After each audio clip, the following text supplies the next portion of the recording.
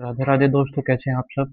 जैसे आपने इस वीडियो का थंबनेल देख लिया है। हमारा ये जो वीडियो होने वाला है ये होने वाला है कि आपकी शादी के योग कब बनते हैं चार्ट से। आपके आपके क्या दो विवाह होने के योग बनते हैं आपके चार्ट में। और आपको जीवन साथी कैसा मिलेगा, है ना। देखो, बहुत बार ये होता है कि बहुत रुला देते हैं शनिदेव शादी कराने में। मेरे पास यूजर हैं जिनकी 35, 36, 37, इवन 38 तक की एज है, लेकिन उनकी शादी नहीं हो रही। तो पहले दूसरे सातवें घर का कॉम्बिनेशन क्या कहता है, कब आपके विवाह के योग बनेंगे। क्या विवाह में देरी आपके लिए अच्छी बात है। बहुत बार ऐसा होता है कि जल्दी विवाह तो हो जाते हैं लेकिन टूट जाते हैं। क्या दो शादी के योग है और विवाह ना होकर या विवाह देरी से होकर दो शादी के योग, आपके दो शादी के योग कैंसिल हो रहे हैं। तो इस वीडियो में हम जानेंगे। इस वीडियो के माध्यम से हम आपको एक एग्जाम्पल भी लेकर समझाएंगे कि आप अपने चार्ट में खुद ये योग कैसे देख सकते हैं। तो बिना देरी के वीडियो को स्टार्ट करते हैं।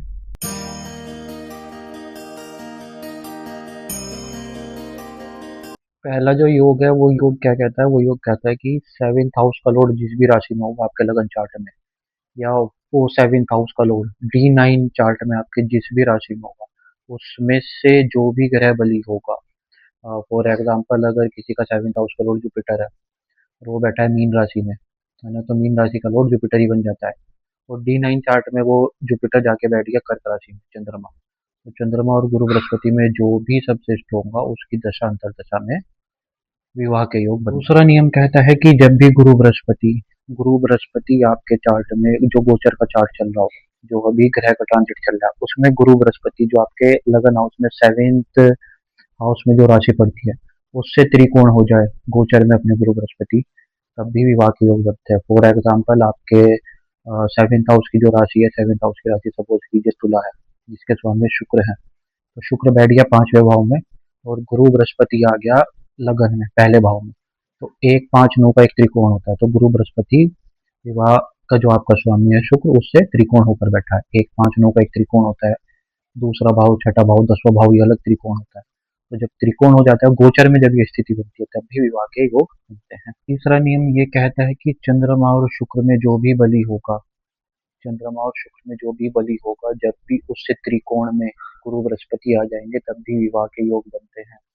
चंद्रमा सपोज कीजिए आपका पांचवें घर में बैठा हुआ है, शुक्र आपका छठे घर में बैठा हुआ है, लेकिन शुक्र ज्यादा बली है।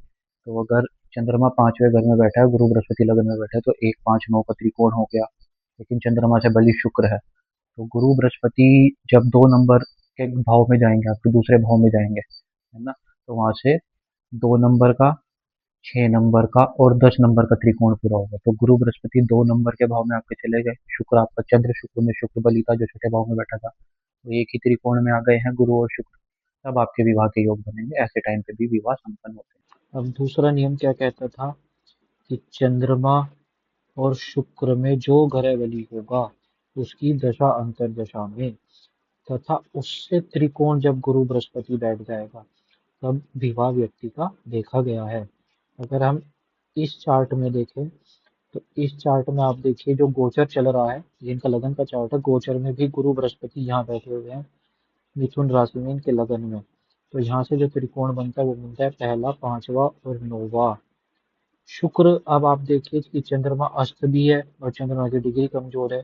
यहाँ पे शुक्र अपनी ही राशि में बैठे हैं तुला राशि में और 26 डिग्री के मजबूत होकर बैठे हैं।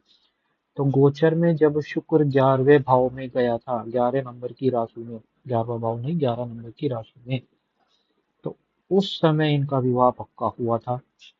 और ये भी, अगर शुक्र की बात करें तो शुक्र 2 नंबर की राशि में आने वाला है, अभी 1 नंबर की राशि में चल रहा है। मोटा मोटी तौर पे मार के देखें तो जनवरी से फरवरी के बीच में, और फरवरी मंथ में इनका रोका हुआ है। अब एक नियम ये भी है कि आपके कुंडली में पहले भाव में, दूसरे भाव में और सातवें भाव में सारे शुभ ग्रह बैठे हों, किसी पाप ग्रह की दृष्टि ना हो।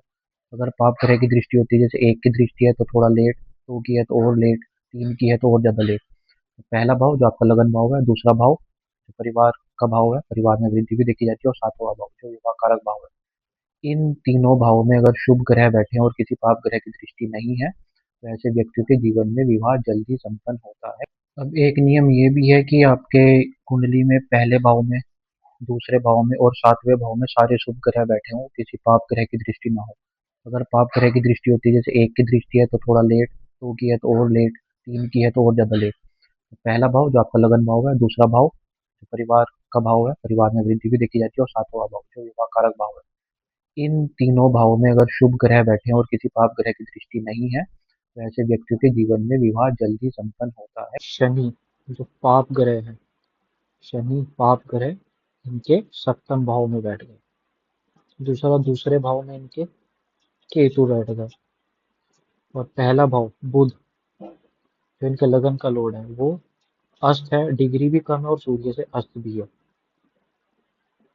तो ये कारण है, ये कुछ मेजर रीजन है इनके विवाह में देरी के।